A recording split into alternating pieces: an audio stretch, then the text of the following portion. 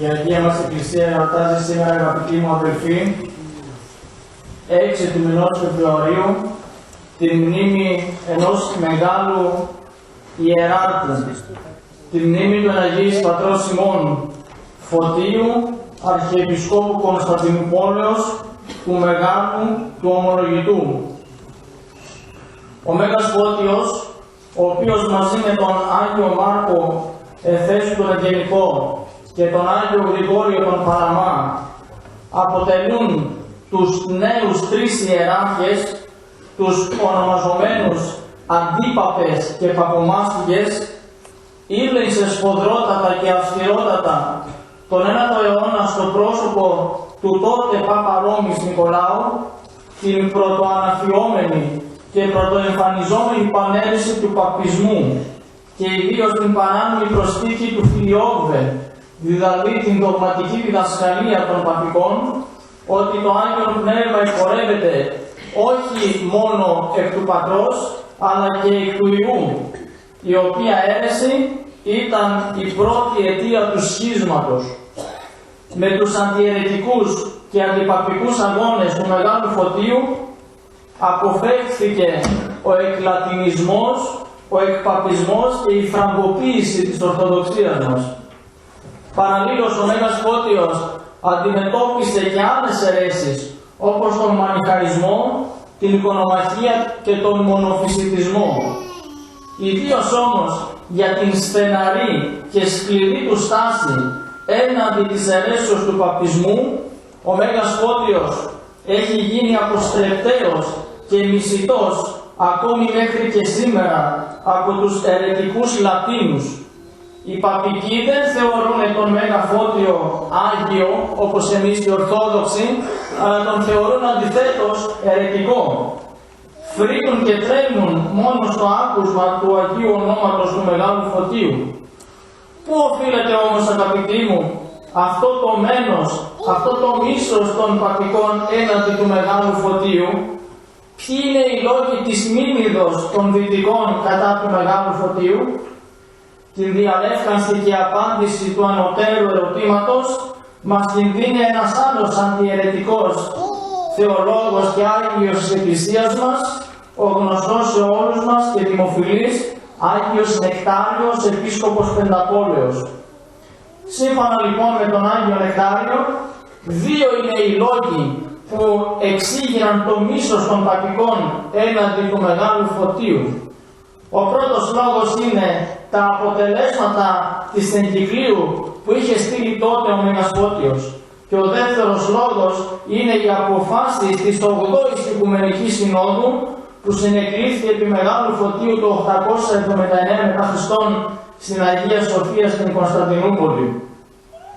Η εγκύκλειος εκείνη του Μεγάλου Φωτίου, κατά την πρώτη ανάλυση του στον θρόνο της Κωνσταντινούπολεως, ανέκοψε το έργο του Πάπα Νικολάου στην Βουλγαρία, επειδή γνωστοποίησε στους Βουλγάρους ποιος είναι αυτός που διδάσκει την αρτία, αληθινή και ορθή πίστη, δηλαδή η Ορθόδοξη Εκκλησία και όχι ο παπισμός. Επίσης, η εγκύκλειος εκείνη επέστησε την προσοχή της Ορθοδόξου Εκκλησίας κατά των καινοτομιών της τότε πρώην Δυτικής Εκκλησίας, την οποία πρώτος ο Μέγας Φώτιος τόλμησε να καταγγείλει επειδή απέκλεινε στην αίρεση και την κατεδίκασε. Και τρίτον, η εγκύκλειος εκείνη του Μεγάλου Φωτίου περιφρούρησε την ανεξαρτησία της ελληνικής εκκλησίας, την οποία οι πάπες ζητούσαν να υποδουλώσουν. Κατά την δεύτερη ανάλυση του Μεγάλου Φωτίου στον θρόνο της Κωνσταντινούπολεως, ο Μέγας Φώτιος κατάφερε το μέγα πλήγμα κατά της Δυτικής Οφρύος, επειδή συνεκάλεσε την 8η Οικουμενική Σύνοδο και αναθεμάτισε αυτούς που τολμούν να προσθέσουν ή να αφαιρέσουν οτιδήποτε στο σύμβολο της πίστεως. Η Σύνοδος αυτή υπέδειξε στον Πάπα και σε κάθε επίσκοπο ότι οφείλει να σέβεται το σύμβολο της πίστεως της Ενοικίας Συνόδου, το οποίο και οι υπόλοιπες σύνοδοι επεκύρωσαν και επιβεβαίωσαν. Δεν αρκέστηκε η Σύνοδος αυτή στο να επικυρώσει μόνο την εκλογή του Μεγάλου Φωτίου, αλλά και τον ανέδειξε υπέρτερο του αρχιερέως της Ρώμης.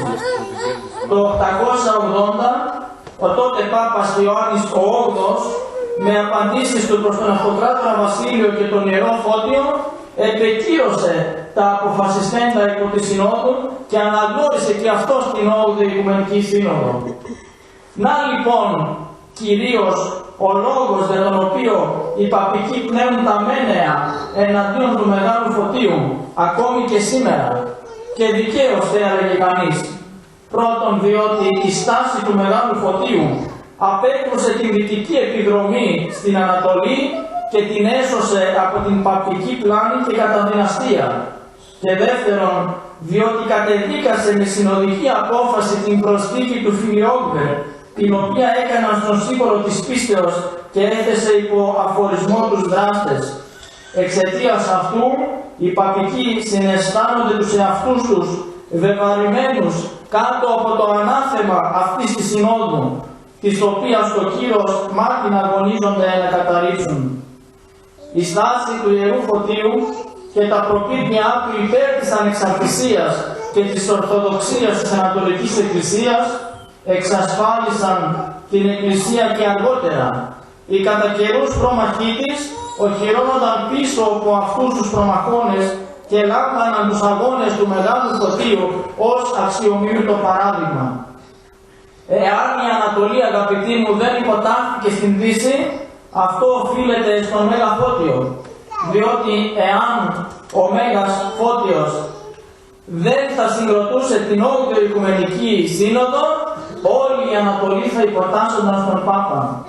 Ο Μέγας Φώτιος όχι μόνο ανέτρεψε τα όσα είχαν γίνει προηγουμένως, αλλά έστησε επίσης και το ορθόδοξό του φρόνημα και έσωσε και την Βουλγαρία από την ετεροδοξία. Εάν οι Βούλγαροι διέσωσαν μέχρι και σήμερα την ορθόδοξη πίστη, αυτό το οφείλουν και αυτοί στον Μέγα Φώτιο. Να λοιπόν οι λόγοι για τους οποίους οι παπιστές πνέουν τα μένεα εναντίον του Μεγάλου Φωτίου, και έχουν δίκιο, διότι αν δεν υπήρχε ο Μέγας Φώτιος, αληθώς δεν θα υπήρχε το σχίσμα, αλλά δεν θα υπήρχε επίσης και ελληνισμός και ορθοδοξία. Θα υπήρχε πνευματική δουλεία και πλανεμένο θρησκευτικό και εθνικό φρόνημα. Ο Μέγας Φώτιος περιέσωσε αμφότερα, πολεμώντας την δυτική επιδρομή. Τονίσαμε προηγουμένως, αγαπητοί μου, ότι το πρώτο αίτιο του σχίσματος ήταν η αίρεση του Φιλιόγβε εκ μέρους των παπικών. Δηλαδή, η δογματική διδασκαλία του παπισμού ότι το Πνεύμα του Άγιον δεν εκπορεύεται εκ του Πατρός, όπως πιστεύουν εμείς οι Ορθόδοξοι, αλλά αυτοί λένε ότι εκπορεύεται και εκ του Υιού. Αυτό όμως είναι, αγαπητοί μου, φοβερή αίρεση. Και γιατί είναι φοβερή αίρεση? Επειδή είναι αντίθετο προς τα αψευδέστατα λόγια του ίδιου του Χριστού, που είπε ότι το πνεύμα της αληθείας ο εκ του Πατρός εκπορεύεται. Έχουμε δηλαδή εδώ κατάφορη αθέτηση των ίδιων των λόγων του Χριστού του ιδίου. Επίσης, είναι αντίθετο προς το σύμβολο της πίστεως που ομολογούμε σε κάθε Θεία Λειτουργία, σύμφωνα με το οποίο πιστεύουμε και εις το Πνεύμα το Άγιον, το Κύριον των Ζωπιών, το εκ του Πατρός εκπορευόμενον, όχι εκ του Υιού. Έχουμε δηλαδή αθέτηση εκ μέρους των παπικών και των δύο Οικουμενικών Συνόδων, της πρώτης και της Δευτέρας. Επίσης, το Φιλιόγβε είναι αντίθετο και προς τον 7ο Ιερό Κανόνα της Τρίτης Οικουμενικής Συνόδου, ο οποίος απαγορεύει οποιαδήποτε πρόσθεση ή αφαίρεση από το σύμβολο της πίστεως. Δηλαδή έχουμε και εδώ αθέτηση της Τρίτης Οικουμενικής Συνόδου. Καταστρέφει επίσης η αίρεση αυτή του Φιλιόγβε τις σχέσεις μεταξύ των προσώπων της Αγίας Τριάδος και συγχαίει τα ακοινώνητα υποστατικά ιδιώματα των τριών προσώπων. Υπομοιβάζει το Πνεύμα των Αγίων στο επίπεδο του κτίσματος και εισάγει διαρχία στην Αγία Τριάδα. Εφόσον και ο Υιός είναι πηγή του Αγίου Πνεύματος, άρα λοιπόν έχουμε δύο πηγές στην Αγία Τριάδα και δύο αρχές. τον Θεό Πατέρα και τον Υιό, πράγμα το οποίο είναι άτομον. Βεβαίως πίσω από την αίρεση του Φιλιόγβε δεν κρύβεται τίποτε άλλο παρά η οφρή του Πάπα, η αλαζονία του, το ανάθετο και το πρωτείο του, να νομοθετεί μόνος αυτός πάνω από όλη την Εκκλησία και από τα παραδεδομένα υπό της Ορθοδόξου Εκκλησίας. Παρακολουθώντας, αγαπητοί μου, τις τελευταίες εξελίξεις γύρω από το θέμα αυτό του Φιλιόγβε, βλέπουμε ότι ο Πάπας Ρώμης χρησιμοποιεί μια πολύ τακτική, σύμφωνα με την οποία όταν βρίσκεται στο Βατικανό απαγγέλει το σύμβολο της πίστεως με το Φιλιόγβε, ενώ όταν βρίσκεται σε ορθόδοξες χώρες το απαγγέλει χωρίς το Φιλιόγβε. Παράλληλα και οι δικοί του Ιουνίτες στη λειτουργία τους το απαγγέλνουν χωρίς το Φιλιόγβε. Βεβαίως αυτό είναι η προσωπία, όπως καταλαβαίνουμε, και παγίδα για τους ανυποψίαστους. Επειδή αν είχε πραγματική μετάνοια, ο παπισμός θα έπρεπε να εξαλείψει την αίρεση του Φιλιόγβε επίσημα από την δογματική του διδασκαλία. Αυτό όμως, όπως καταλαβαίνετε, είναι αδύνατο. Και το πλέον χειρότερο είναι ότι ο νυν Πάπας Βενέδικτος έχει δημιουργήσει ένα δικό του σύμβολο πίστεως, στο οποίο άλλα έχει αφαιρέσει και άλλα έχει προσθέσει κατά το δοκούν και το πλασάρει αυτό ως το σύμβολο της πίστεως του παπισμού.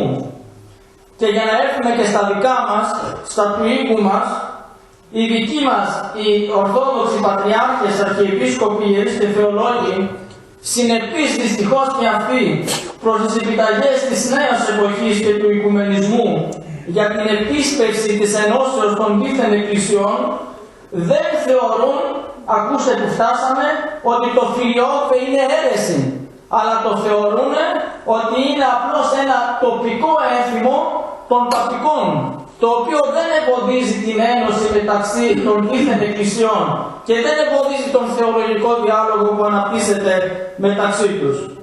Ενώ θα περίμενε κανείς οι ταγοί της Ορθοδόξου Εκκλησίας να εκμεταλλευτούν τον αντιαιρετικό πατερικό θησαυρό και να αποδοθούν σε παρομοίους αγώνες, ακολουθώντας ταπεινά τα βήματα που χάραξαν οι Άγιοι Πατέρες και ο Μέγας Φώτιος που γιορτάζει σήμερα, και να οδηγήσουν τους αιρετικούς σε μετάνοια, επιστροφή και εγγετρισμό στην Αγία Ορθοδοξία, δυστυχώς μία ομάδα αθεολόγητη αναξίων ιερέων και μεγαλόσχημων κληρικών και θεολόγων πράττει τα εκ διαμέτρου αντίθετα προς όσα εντέλεται ο Κύριος μας στο Ευαγγέλιο, η Αγία Γραφή, οι Ιεροί Κανόνες, οι Άγιοι Πατέρες και γενικά η παράδοση της Ορθοδοξίας μας. Και όλοι δυστυχώς έχουμε καταστεί μάρτυρες αυτών των γεγονότων και αυτής της καταστάσεως. Ο Μέγας Φώτιος τέλος κατάλαβε τον κίνδυνο των παπικών και συνεκάλεσε την 8η Οικουμενική Σύνοδο, αναθεματίζοντας τον παπισμό και διακόπτοντας κάθε σχέση μαζί του. Σήμερα ποιος αντιλαμβάνεται αυτόν τον κίνδυνο από τις αιρέσεις και ιδιαίτερα από τις παναιρέσεις του παπισμού και του οικουμενισμού, και ποιος τολμάει δημοσίως να πει ότι θα πρέπει επιτέλους να διακοπεί αυτός ο κακός γενόμενος διάλογος μεταξύ των εκκλησιών, γιατί πουθενά δεν βγάζει? Ποια σύνοδος θα συγκληθεί για να βάλει τα πράγματα στη θέση τους και ποιος θα την συγκαλέσει όταν σχεδόν όλοι οι ηγέτες της Ορθοδόξου Εκκλησίας είναι φιλοαιρετικοί, φιλοπαπικοί και λατινίζοντες?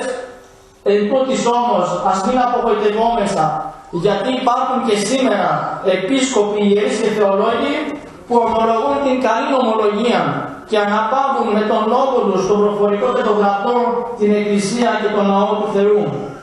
Η Εκκλησία πάντοτε αντιμετώπισε προβλήματα, αλλά πάντοτε ο Θεός αναδείκνυε και θα αναδεικνύει εις τους αιώνας των αιώνων άντρες με παρησία, με τόλμη, με αγιότητα και οσιότητα, για να κρατούν το σκάφος της Εκκλησίας σε ευθύ πορεία και να μιμούνται το αιώνιο παράδειγμα του Αγίου Αρχιερέως και του αυτού ομολογητού Μεγάλου Φωτίου. Αμήν. Και αυτό όλοι μας να προσευχόμαστε.